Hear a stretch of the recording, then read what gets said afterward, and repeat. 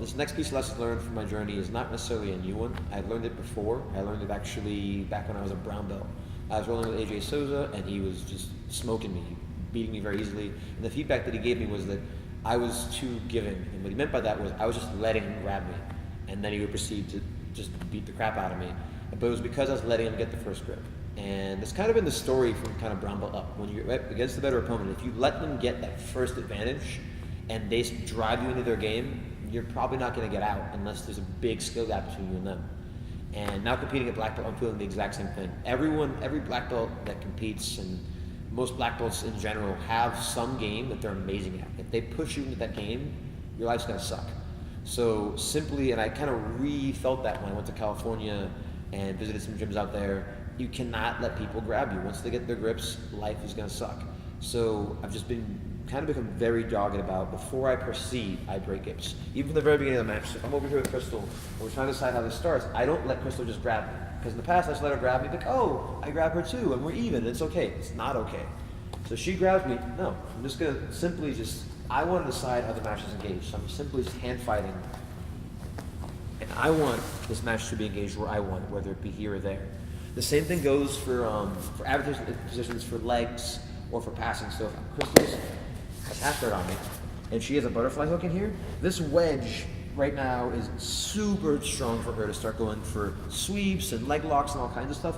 I can't ignore that. If I ignore that, my life's going to be bad, especially if she's a good foot locker. My life's going to be really bad. She's going to elevate me, kick my foot out. It's going to end up in her armpit, and now I got to deal with her leg game. I don't want that. So what I've started doing is simply, anytime that I don't have the inside line, put your butterfly back in, I'm going to do this right here. If I push this out, she'll put it back in. And right now, this is kind of a who has the more patience? I'll keep doing this. No. And eventually, one of our wills are going to break. Either one of us, instead of doing a single move, will do two moves. So if I want to break this feedback loop, I'll break and throw. So now she doesn't get a chance to redo it. Or if she wants to break it, maybe she'll, put it in and then double under. So she comes here and drives in. Well, then now I can't break it because she's decided that she's going to gain dominance. But sometimes it's just a matter of patience. So if I just sit here and be like, no, she puts it back in. No. After 3 or 4 times, she decides, fine. If she leaves it out, she's just like giving me a pawn in chess. She's letting me decide where the match is going to take place. And unless she has a big bear trap waiting for me, it's a mistake. Because now I'm getting to play the game that I wanted to play, and she's one step behind. Which isn't to say that her knee shield isn't amazing. Maybe she has an amazing knee shield. But I got to decide the match was not going to happen here. And that was a little victory for me.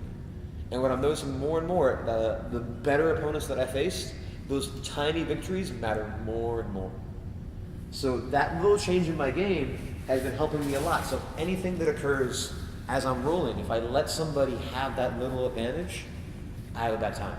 But if I stay disciplined and I fight out and I don't let them have that little edge, suddenly I don't have to deal with how good your spider guard is. I don't have to deal with how good your single X is because we don't get there.